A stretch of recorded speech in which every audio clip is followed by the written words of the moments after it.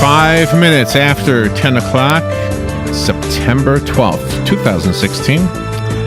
One of my favorite things about doing a talk show, Robin, is introducing ourselves and our listeners to people who show us how to make the world a better place. And our next guest is going to show you how to make yourself a better you. I just am so inspired by what I've already read in the short period of time I've had to read about Jeff Griffin. He's on the phone. He's written a book called I'm Possible. It looks like the word impossible with an apostrophe between the I and the M. It's just a clever idea. Desire, dream, and do. Jeff Griffin is described, I'm not so sure what this means, an educated wheelchair athlete. Wait till you hear about what he's accomplished there. I have to ask him what educated means. I guess that just means he went to school, right? He played in the 2004 Athens Olympics. He holds a Guinness Book of World Records award. Is a four-time NWBA All-Star MVP.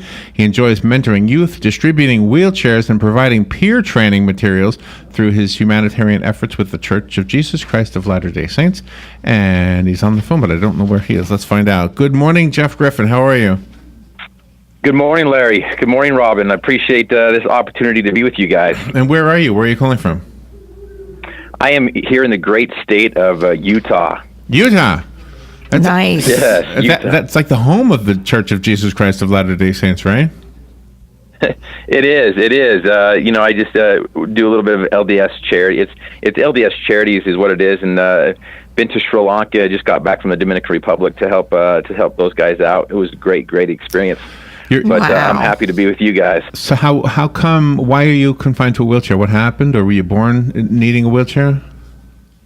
No, absolutely, and this is where the story begins, right? Ever since I was a little kid, I always wanted to play football in college. Everyone told me that I couldn't. They told me I was too short. They told me I was too slow. They told me that some of them even told me I was too white. I'm like, what does that mean? Wow. Yeah, me too. But, I'm too white. Right.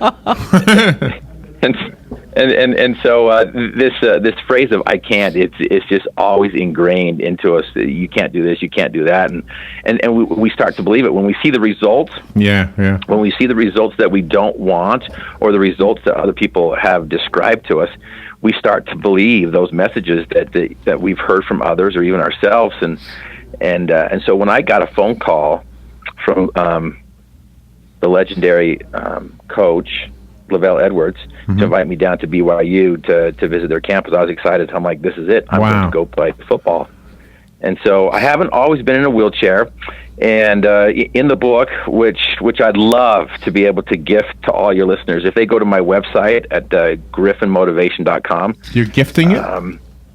Gifting it, having them go on there. I'll give them the book. Wow. They just have to pay for shipping and handling. Wow. But I get into a little bit more detail with this story. Well, the reason I hope it wasn't. Yeah. I hope it wasn't awkward or inappropriate to ask why you were in a wheelchair. But I have a reason for asking you. We have a gentleman who comes in here and does a radio show on Tuesdays. He's a mechanic, and he talks about car repairs. And his son Joey, for those local, Joey Gibbs. Joey was in a motocross accident, Robin? Yes. And he was a really very talented motocross athlete, and then had an accident. And he became paralyzed from his chest down. Mm-hmm. And he has that same I don't care, I'm still going to do good things as you do. He had that same defiant. Yeah, I mean, you have already expressed to us that you were defiant in defying the negativisms that people were putting on you. And he did the same thing, and he was this close, if you can see my fingers, they're this close, to being in the Paralympics this year, but he didn't quite make it.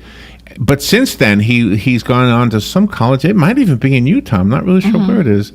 And he is studying with some coach who's perhaps going to groom him for 4 years from now. So, and that's why I was asking. Anybody who's seen the Christmas parade in Ocala, you've seen Joey in the wheelchair just flying down the road with his own arm power.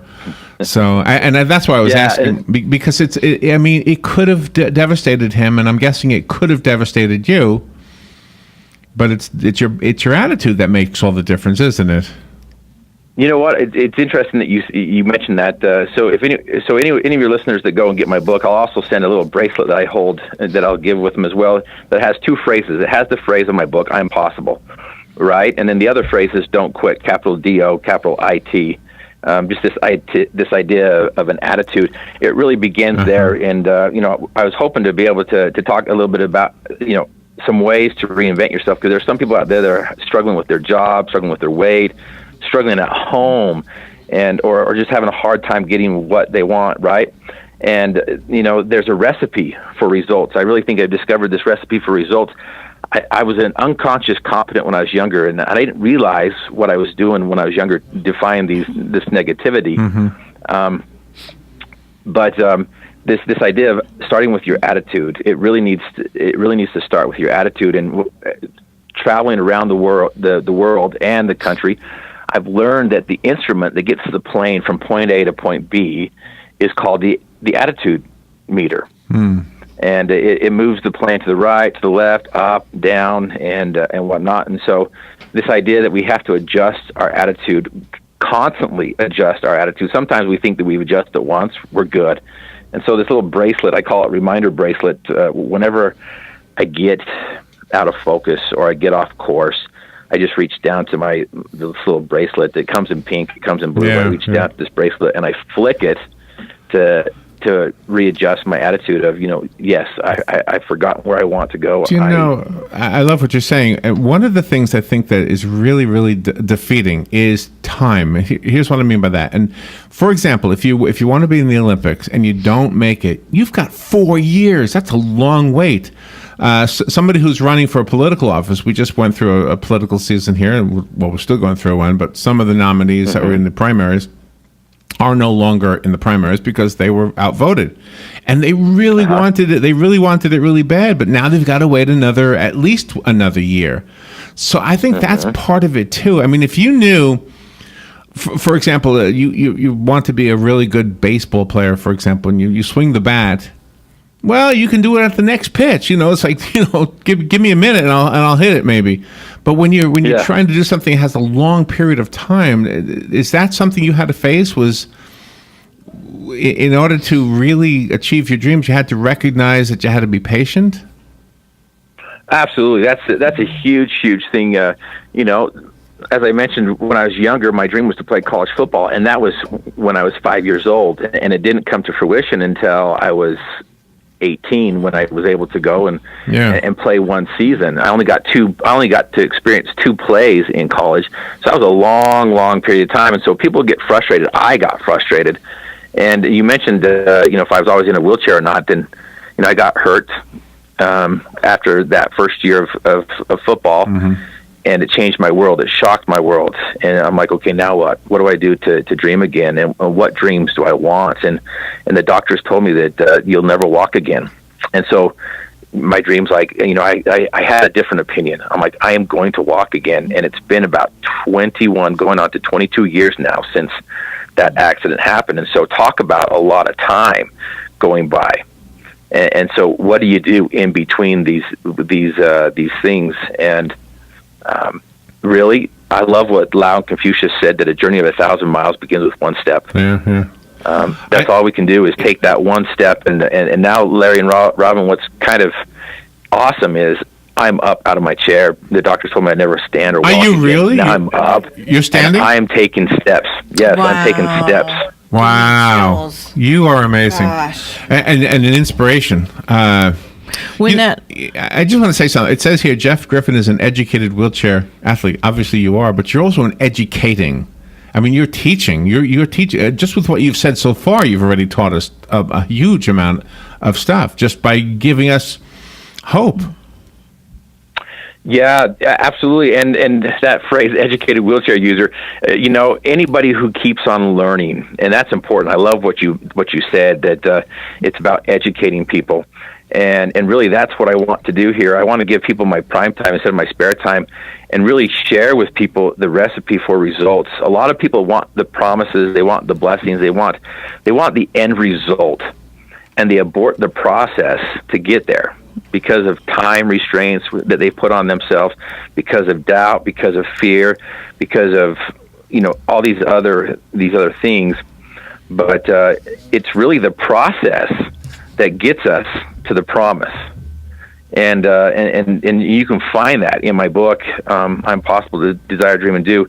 And I walk through that process a little bit, and I even give some little invitations at the end of each chapter.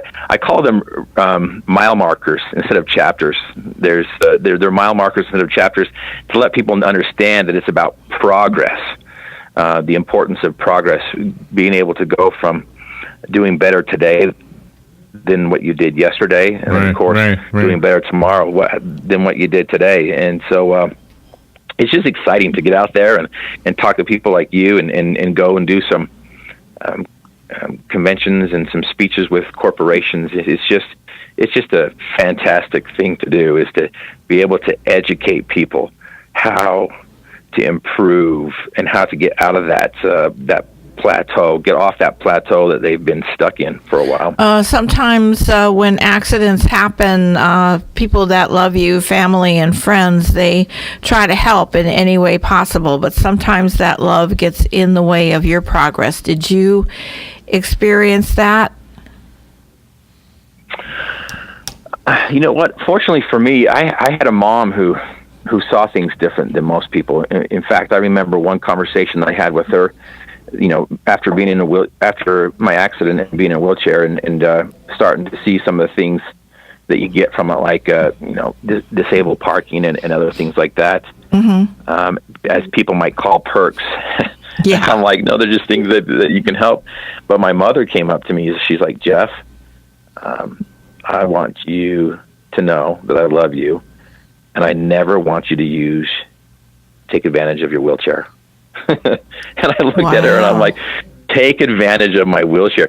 She could already see that that this disaster that some people might call, or this obstacle, or this disability, could really be an advantage. So every seed of failure sprouts some success. And that was really smart of her, because what she was saying, and I think this is what you're saying also, is that you could easily buy into the fact that this is now, since it's something you have to live with, it's your way of life, and instead you're refusing to accept that. You're allowing yourself to continue to dream. I mean, you're not blinded by the reality of the circumstances, but at the same time, you're not making it. It's not stopping you from pursuing whatever dream you have, whether the dream changes on a day-to-day basis or not. Absolutely, and that's important. And I keep telling people that I'm in a wheelchair. I'm not a wheelchair user. I'm not a disabled person. I'm a person that happens to not be able to use my legs. Oh, I love that. That happens to be in a wheelchair that gets from point A to point B. But I'm not going to use this chair for the rest of my life. I'm going to get out of this chair and go forward. And like I mentioned before, the doctor said I'd never walk again. And I'm like, you know what? That's their opinion, even though they have all the expert opinion, right? And they were inside. They cleaned me up. They fixed my back. I have a 4-inch plate, and all the evidence indicates that I'll never walk again. But I had a different opinion and a different belief. And good for you. The desire was strong enough. And that's the second thing that would help people out on how to reinvent themselves. I talked about a dream. You got to have a clear, concise dream of what you want, because if you don't have a dream, somebody else is going to dream for you. And then they're going to tell you what to do. They're going to tell you what to do. For you, yeah. Even if you have a dream, other people will try to dream for you. You can tell people your dream. Here's what I want to do. I want to be fill in the blank. And somebody's going to tell you, well, here's what you should do. Yeah. And they haven't they haven't that one step you said about Confucius, that one step the journey of 1,000 miles begins with one step. But the only person who can take that step is you. Somebody else, if you tell somebody else I want to be a movie star. I want to be a rock star. I want to be a golf star. I want whatever it is. And you've already taken the first step. They haven't. Well, you might meet somebody who has, and then maybe you should listen.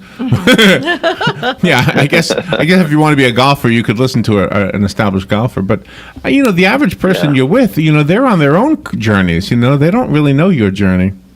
By the way, when you said you're not your wheelchair, I have a funny observation I'm going to share with you. We actually do this show from the radio station that is located in the local mall, and so there's a big parking lot here at the mall.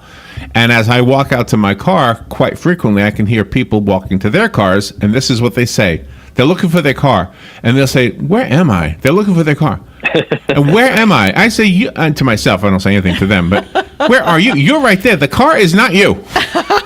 Right. You are not the car. Yeah. All right. Well, let me take a little break, and we'll be right back. This is very motivational, very inspirational. Jeff Griffin. Where are you again? We're in Utah. In Utah. That's Beautiful right. state of Utah. That's right. I'm Possible.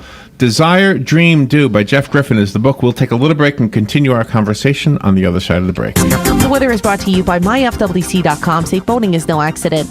Couple of spotty showers near the coast this morning. Thunderstorms will be inland during the afternoon. Otherwise, partly sunny today. High of 87 to 91. Shower thunderstorm in the evening. Clouds through the night. Low 74 to 78. Tomorrow's going to be much more active. Couple showers and heavy thunderstorms during the day. High 84 to 88.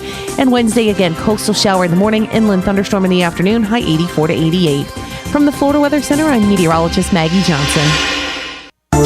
You've got a garden and we've got a show for you called You've Got a Garden with your host, Master Gardener Carolyn Baldwin.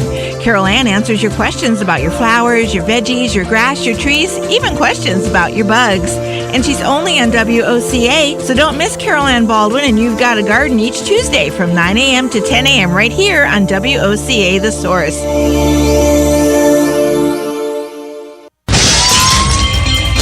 Hi, I'm Seth with AA Lock, Dock, and Security. Have you ever thought about the locks or security on your house or business? Have you ever wondered why the keys to your new car cost so much? Well, at AA Lock, Dock, and Security, we can help with securing your valuables. We can even replace those expensive transponder keys. We can give you the knowledge that no one else will. Call AA Lock, Dock, and Security at 867-1965. That's 867-1965.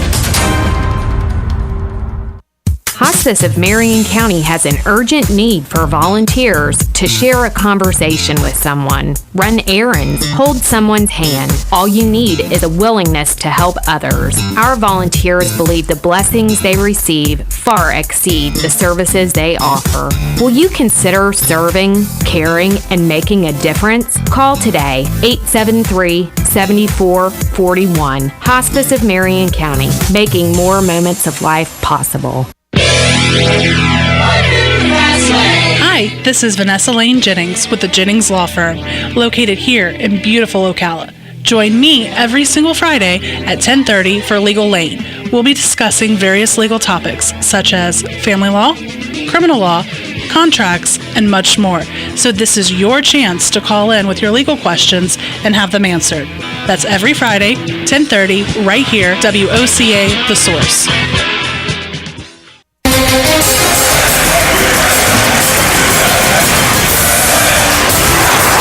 Some would say that this country is in the toilet. Some would even go so far as to say the economy is going down the drain. But we say, if water runs through it, we do it. Hi, I'm Sean Scott, owner of Mike Scott Plumbing, and I approve this message. We are The Source, WOCA. All right, 24 minutes after 10 o'clock. Wow, the morning's going fast. When you have a good interview, it always goes fast, doesn't it? Jeff Griffin is on the phone. His book is called I'm Possible, Desire, Dream, Do. And interestingly enough, listen to this, the publisher, Balboa Press.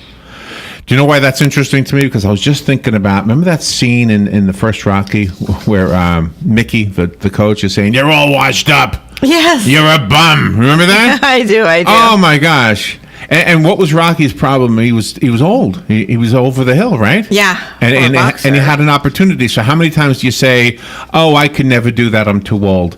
I could never play guitar. My fingers are too big. My fingers are too small." I saw a video of a girl playing guitar with her feet. She didn't even have any arms. Yeah, that. So I mean, there's always piano. If you have a dream, there's a way. Jeff Griffin is helping us understand this. He is living his dream in spite of his hurdles. His challenges is a good word. What is your most exciting thing you want to share with us that you've been able to accomplish? The idea that our mind is the most powerful tool that we have. I was always told that playing sports and whatnot, that it's in between the ears where that really makes the difference. Yeah. But I really didn't understand that until I had this accident. I fell 40 feet. My dreams of playing college football shattered with me, and I was in the hospital. And I call it the sauna of self-pity. We enter the sauna of self-pity, which keeps us from being able to strive and not just strive but thrive. And I discovered that the mind is a very, very powerful thing, and if we can harness that, and if we can understand that, you mentioned, was it Matt that was trying to go to the Paralympics? Yeah, Matt's son Joey. Yeah, Joey. Yeah, Matt's son's Joey. Joey trying to do this, right? And a lot of times we can do a lot on our own. We can really do a lot on our own, and but we can't do the most unless we have a team. And you got to find a coach. You got to find somebody who's done it before, and that's probably one of the greatest things that I've done is discover individuals who have done it before and have helped me out, and I just want to pay it forward, and that's why I've mentioned to your listeners that if they go to my website at griffinmotivation.com, they can get a free book, they can read the book, and they can go through. It's a story.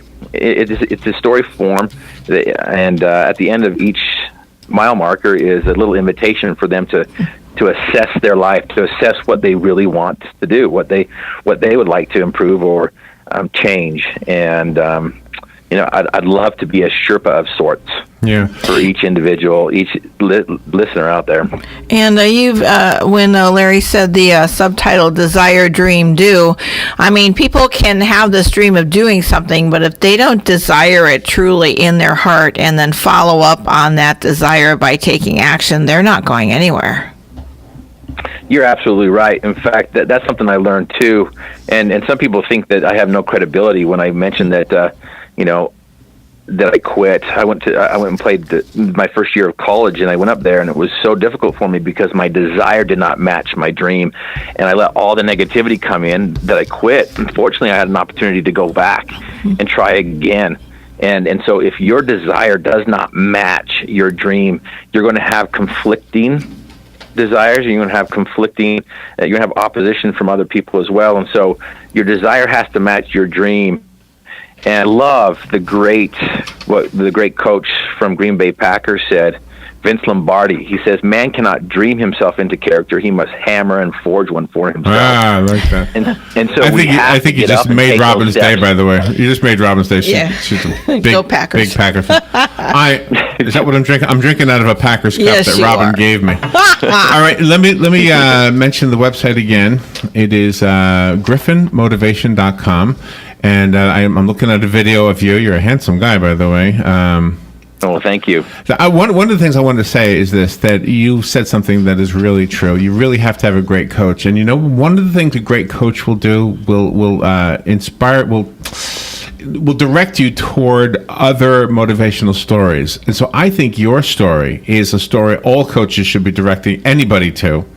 Whether you're coaching somebody for something physical or something personal or something emotional, and you're going through marital difficulties, anything, you can make anything work, and anything is possible.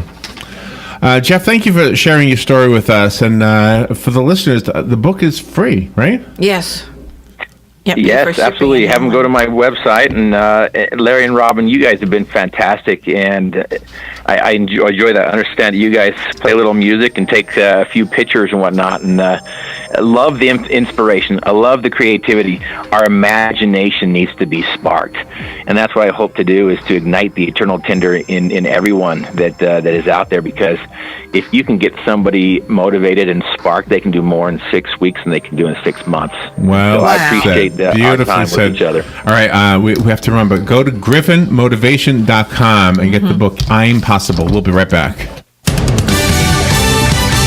Fox News Radio, I'm Pat O'Neill. She's got pneumonia. That's forced Democratic presidential nominee Hillary Clinton to call off a 2-day campaign trip to California. Her campaign released information after she collapsed at a 9/11 commemoration in Manhattan. Later, she emerged from her daughter's apartment. How are you feeling, Secretary Clinton? Calls for the candidate to release more of her medical records may intensify. Fox Radio's Rachel Sutherland. Republican Donald Trump wishing Clinton well, says he'll release more of his own health info this week. He's in Baltimore and North Carolina today. Denver police looking into why a bus filled with high school football players slammed into a concrete pillar at Denver International Airport. Sergeant Mike Farr says it could have been a medical issue. It would be curious that she comes back up around